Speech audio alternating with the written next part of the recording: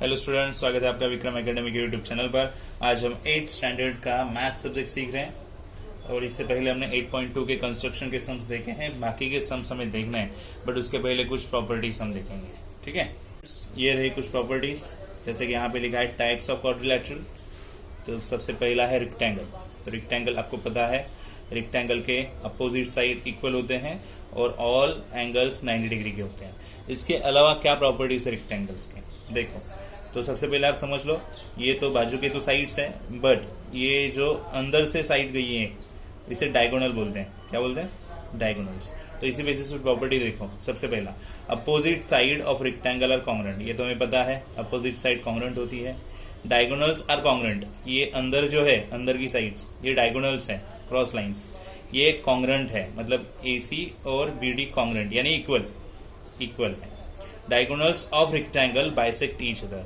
Diagonals जो है एक दूसरे को बाइसेक्ट करते हैं। ये बाइसेक्ट मतलब क्या, समझो यहाँ पे अगर मैंने O नेम रख दिया तो BO एंड OD इक्वल बन जाएंगे। मतलब BD अगर 10 है तो BO5 OD5 इक्वल, यानी इसे कहते हैं बाइसेक्ट होना। सिमिलर AC के लिए भी रहेगा। समझो AC 12 है तो AO 6 हो जाएगा, OC 6 हो जाएगा, मतलब हाफ हाफ बनेंगे। तो बाइसेक्ट होना मतलब हाफ होना, तो डायगोनल हाफ हाफ हो जाएंगे यानी बाइसेक्ट हो जाएंगे। ओके, तो ये प्रॉपर्टी है, एक्स्ट्रा प्रॉपर्टी आपको रिमेंबर करनी है। नेक्स्ट है स्क्वायर। तो स्क्वायर देखो आप, यहाँ पे स्क्वायर आपको पता है ऑल साइड्स इक्वल होती है। ये प्रॉपर्टी आपको पता है पहले से। 90 डिग्री के एंगल्स होते हैं, ये भी पता है। बीच में जो क्रॉस लाइंस दिख रही है आपको, ये है डायगोनल्स। तो क्या प्रॉपर्टीज बनती है देखो अलग से। डायगोनल्स आर कॉन्ग्रुएंट, मतलब AC एंड BD यहाँ पे भी कॉन्ग्रुएंट है। डायगोनल्स बाइसेक्ट ईच अदर, एक दूसरे को बाइसेक्ट करते हैं, मतलब हाफ हाफ पार्ट बनेगा, जैसे ऊपर बोले। Diagonals are perpendicular to each other, ये नया है। ये परपेंडिकुलर रहेंगे, मतलब 90 डिग्री के एंगल्स क्रिएट होंगे उनके इंटरसेक्शन पॉइंट पे। ओके, तो उसे बोलेंगे perpendicular to each other. And diagonals bisect the opposite angle. Diagonal की वजह से अपोजिट एंगल जो है बाइसेक्ट होंगे। तो ये देखो यहाँ पे, ये एंगल, तो ये डायगोनल की वजह से 90 डिग्री का 40/45 हो जाएगा, 40/45। ये भी डायगोनल सिमिलरली करेगा, एंगल को बाइसेक्ट करेगा, एंगल के दो इक्वल पार्ट बनाएगा। सो डायगोनल्स की वजह से एंगल्स के दो इक्वल पार्ट बनते हैं कॉर्नर पे। ठीक है, तो ये कुछ प्रॉपर्टीज हो गई स्क्वायर्स की। आगे देखेंगे रोम्बस। तो रोम्बस क्या बोलिए प्रॉपर्टी देखते हैं। Opposite angles are congruent. Rhombus ये इक्वल साइड का होता है, बराबर, और बीच में डायगोनल्स ड्रॉ की है। तो opposite angles are congruent. Opposite angles congruent होते हैं। अपोजिट एंगल्स कॉन्ग्रुएंट, ये वाला और ये वाला पूरा, ये वाला पूरा एंगल कॉन्ग्रुएंट होगा। Diagonals bisect opposite angles of rhombus. Similar property जो यहाँ पे दी है, अपोजिट एंगल्स को बाइसेक्ट करना। समझो है 70 है तो 30/35 हो जाएगा, 30/35। ये 120 है तो 60/60 इक्वल पार्ट बनेंगे एंगल्स के। बिकॉज ऑफ डायगोनल की वजह से एंगल के दो इक्वल पार्ट बनते हैं। Okay, diagonals bisect each other.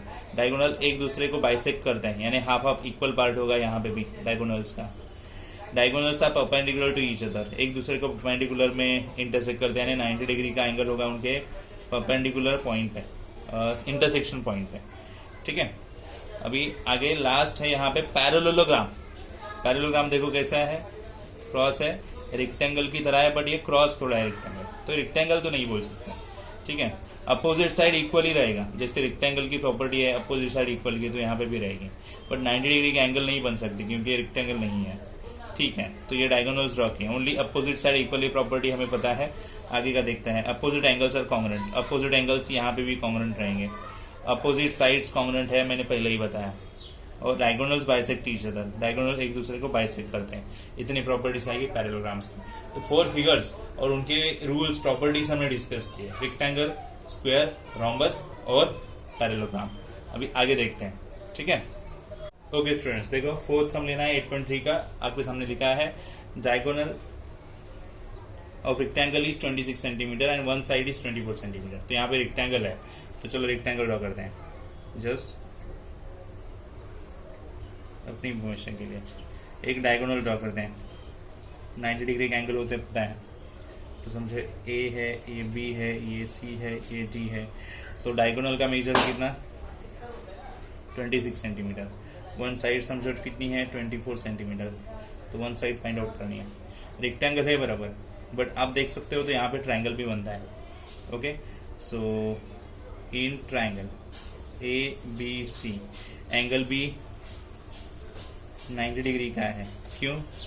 वो एंगल ऑफ रेक्टेंगल है और रेक्टेंगल के एंगल 90 डिग्री के होते हैं। ओके, तो ओके एंगल भी 90 डिग्री का हो जाएगा। आगे क्या? तो ये पाइथागोरस थ्योरम ले सकते हो आप यहाँ पे, बाय पाइथागोरस थ्योरम। क्या होता है पाइथागोरस थ्योरम से? डायगोनल स्क्वायर, जो लॉन्गेस्ट साइड है उसका square AC square and remaining two sides का square AB square plus BC square. AC कितना है? 26 वैल्यू। AB कितना है? नहीं है। BC कितना है? 24 स्क्वायर। अभी 26 का स्क्वायर क्या आएगा वो लेना है, और 24 का स्क्वायर। 26 का स्क्वायर क्या आएगा वो ले लो, कितना आएगा? 676। ओके, AB स्क्वायर, और ये 24 का कितना स्क्वायर आएगा? 576। तो इनका सब्सट्रैक्शन होगा ना ये वन साइड में। यस, 676 माइनस 576, तो AB स्क्वायर कितना आना चाहिए? 100। सो AB इज इक्वल टू कितनी होगी? 100, यानी स्क्वायर रूट निकलेगा तो कितना मिलेगा? 10। So therefore AB is equal to 10 centimetre दिए, तो ये हमें वन साइड मिल गई। Okay, so therefore other side is equal to 10 centimetre. Okay, तो देखो ऐसे सॉल्व करना है। क्वेश्चन 4 हो गया यहाँ पे।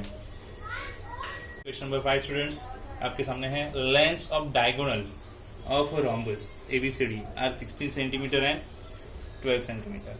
तो हमें क्या दिया है? डायगोनल्स का लेंथ लिया है। ओके, तो बोला है क्या? साइड्स और पेरीमीटर ढूंढो। ओके, तो क्या करेंगे साइड्स और पेरीमीटर ढूंढने के लिए? तो सबसे पहले रोम्बस ड्रॉ करते हैं। क्रॉस आएगा इक्वल साइड से, ठीक है। तो चलो ABCD, क्योंकि नेम ही ABCD है और ये बीच में है डायगोनल्स। ओके, तो अभी क्या? तो अभी डायगोनल्स तो ड्रॉ किए, मतलब रोम्बस कंप्लीटली ड्रॉ किया है। रोम्बस के प्रॉपर्टीज यूज करो और फिर सॉल्व करेंगे। हमें दिया डायगोनल्स इन रोम्बस ABCD, डायगोनल्स AC दिया है 16 सेंटीमीटर समझो, और BD क्रॉस साइड देखना ना, AC diagonal BD diagonal. BD कितना है? 12 सेंटीमीटर। ओके, तो ये दोनों डायगोनल से AC एंड BD यहाँ पे लिखते हैं। AC and BD are diagonals. तो डायगोनल वाली प्रॉपर्टी ले लेंगे। तो एक तो प्रॉपर्टी हमें मिल जाएगी कि परपेंडिकुलर है यहाँ पे, और बाइसेक्ट भी होते हैं, हाफ हाफ। तो चलो हाफ हाफ लेंगे तो एक अच्छा सा ट्रायंगल ले सकते हैं ना यहाँ पे, बराबर। तो पूरा डायगोनल का मेजर है, तो हाफ हाफ कर दोगे तो ये और ये मेजर मिल जाएगा। 90 डिग्री दिखा होगा परपेंडिकुलर, तो ये यहाँ पे 90 आ जाएगा। तो ट्रायंगल हम राइट एंगल ट्रायंगल ले सकते हैं, पाइथागोरस थ्योरम से सॉल्व कर सकते हैं, और AB मिल जाएगा। ठीक है, तो चलो इसी के लिए ट्राई करेंगे। तो डायगोनल वाला प्रॉपर्टी लेंगे। तो यहाँ पे समझो O से इंटरसेक्ट होता है। Okay, diagonals of rhombus property लिख रहे हैं, बाइसेक्ट ईच अदर।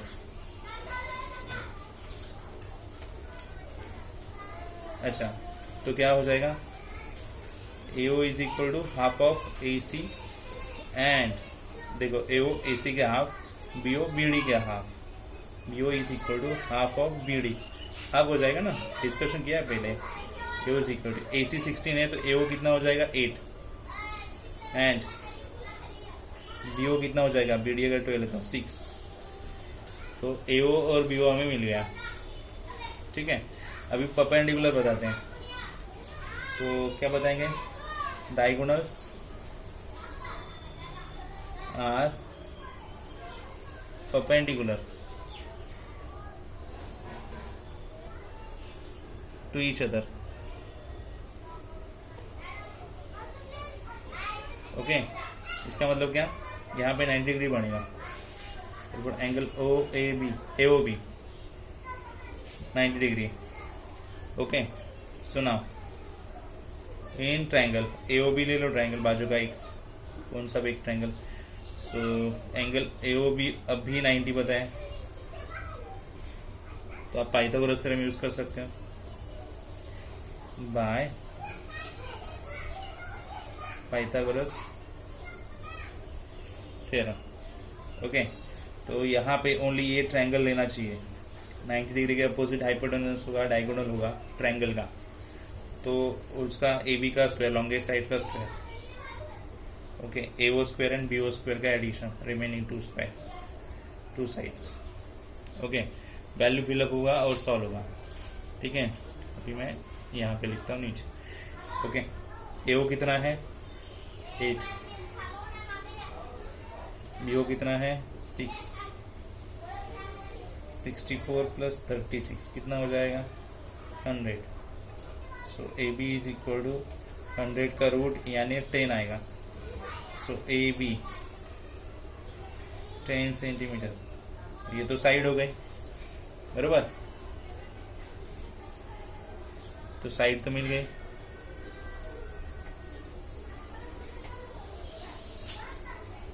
पेरीमीटर्स ढूंढेंगे, perimeter of rhombus, all side equally होते ना, तो 4 इंटू साइड, सो 4 इंटू 10 कितना होना चाहिए 40 सेंटीमीटर। क्या लिखेंगे पेरीमीटर ऑफ रोम्बस। ओके, यहाँ पे सम सॉल्व हो गया। ठीक है, देखो ठीक से समझ लो। ओके, आगे बढ़ते हैं। ओके स्टूडेंट्स, देखो question number 6, find the length of diagonal of a square with side 8 centimetre. 8 centimetre side का स्क्वायर है, तो फिर आपको ढूंढना है डायगोनल क्या रहेगा। तो ओके, साइड 8 सेंटीमीटर है, अपनी डायगोनल ढूंढना है। तो देखते हैं in square ABCD। Okay, side AB is equal to side BC is equal to 8 centimetre है बरोबर। डायगोनल AC पता करना है, तो एंगल ABC भी 90 डिग्री हो जाएगा, angle of square. Okay, now लेते हैं ट्रायंगल। देखो triangle, in triangle ABC, angle ABC 90 degree आ चुका है। पाइथागोरस थ्योरम ही लेना पड़ेगा बाय पाइथागोरस थ्योरम। ओके, सबसे लंबी साइड AC मतलब diagonal, AB square plus BC square. Okay, AC तो नहीं है, AB है 8 स्क्वायर और BC है 8, तो स्क्वायर हो जाएगा 64 प्लस 64 कितना आएगा 128। तो AC is equal to 128 square root में। ओके, अभी क्या, तो 128 का स्क्वायर रूट तो नहीं निकलता है, तो 64 इंटू 2 हो जाएगा। तो 64 का स्क्वायर रूट 8 आता है और 2 का नहीं आता है, तो ये हमारा फाइनल आंसर बन जाएगा AC यानी डायगोनल। तो फाइनल लिखेंगे यहाँ पे नीचे, क्या लिखेंगे diagonal, diagonal 8 to 2 centimetre. Okay, ये सब हो गया यहाँ पे। अब एक्सरसाइज का लास्ट हमें लेना है। ठीक है, चलो देखते हैं। Number 7 students, measure of one angle of rhombus is 50 degree, find the measure of remaining 3 angles. Okay, तो रोम्बस की एंगल वाली प्रॉपर्टी क्या होती है। ओके, तो रोम्बस के अपोजिट एंगल कॉन्ग्रुएंट होते हैं। ठीक है, सबसे पहले रोम्बस ड्रॉ करते हैं। चलो पता चलेगा कौन सा एंगल पता है और कौन सा नहीं है। ABCD, समझो B 50 डिग्री का है इन रोम्बस ABCD, और ऐसे लिखते हैं लेट ABCD इज रोम्बस। समझो ABCD रोम्बस है यहाँ पे, एंगल बी हमें मिल गया 50 क्योंकि वो दिया है। ओके, अपोजिट एंगल कैसे होते हैं? कॉन्ग्रुएंट होते हैं। Opposite angles of rhombus are congruent. Okay, अगर ऐसा है तो angle B is equal to angle D is equal to 50 मिल जाएगा। ठीक है, तो अभी सी और एल चाहिए। तो देखो बी के बाजू में सी यानी एडजेसेंट एंगल, और एडजेसेंट एंगल सप्लीमेंट्री होते हैं। कैसे होते हैं? सप्लीमेंट्री। अब यहाँ पे दिया नहीं है प्रॉपर्टी, बट आपको याद रखना है ये सप्लीमेंट्री, मतलब साइड में जो एंगल है उसका दोनों का एडिशन 180 होना चाहिए। Okay, so adjacent angle are supplementary. ठीक है, so angle B plus angle C is equal to 180। तो एंगल बी 50 है ना, तो एंगल सी चाहिए तो 180 माइनस 50 करना पड़ेगा। तो एंगल सी कितना आ जाएगा? 130। ओके, मिल गया एंगल सी। अब एंगल सी जितना है उतना ही एंगल ए रहेगा क्योंकि opposite angles. Angle A is equal to angle C is equal to 130 degree. इसको 1 बोलते हैं, रे फ्रॉम 1 प्रॉपर्टी है ना वो। तो मिल गए सब एंगल्स, तो नीचे लिखेंगे therefore angles of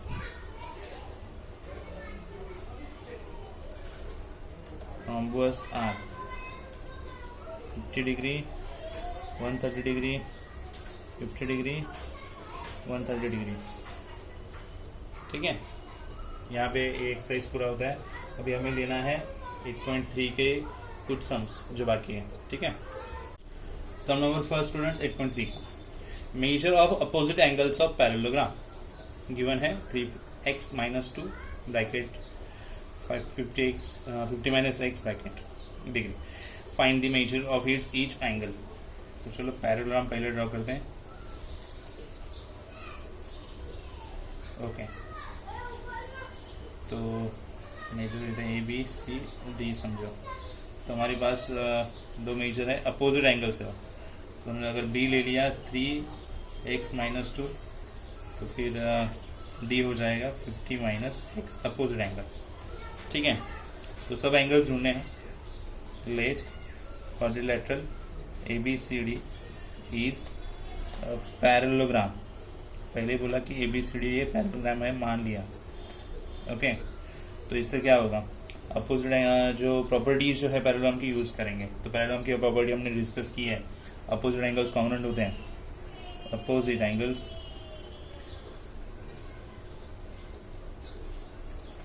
are congruent. Okay, angle B equal angle D congruent होंगे ना, यानी इक्वल होंगे, बराबर। तो कॉन्ग्रुएंट लिखोगे तो भी चलेगा, इक्वल लिखोगे तो भी चलेगा। तो एंगल बी है 3x - 2 और एंगल डी है 50 माइनस x। ठीक है, तो क्या करेंगे? x वाला जो है इधर लिखे आओ, -x है +x चलेगा, और 50 उधर ही है, -2 ओनली नंबर उधर लिखे जाओ।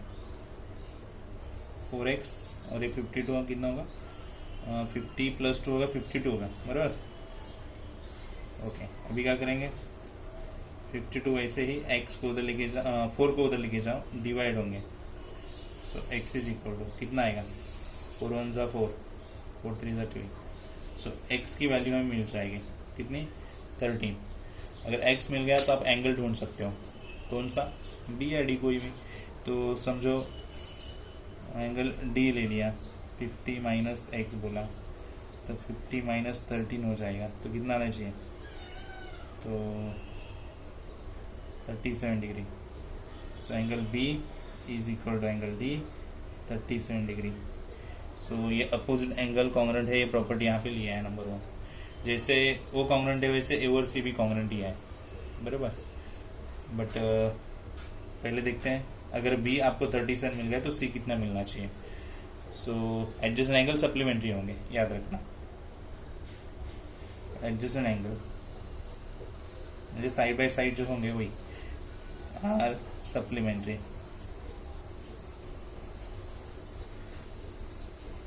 ठीक है, so angle B plus angle C is equal to 180 degree.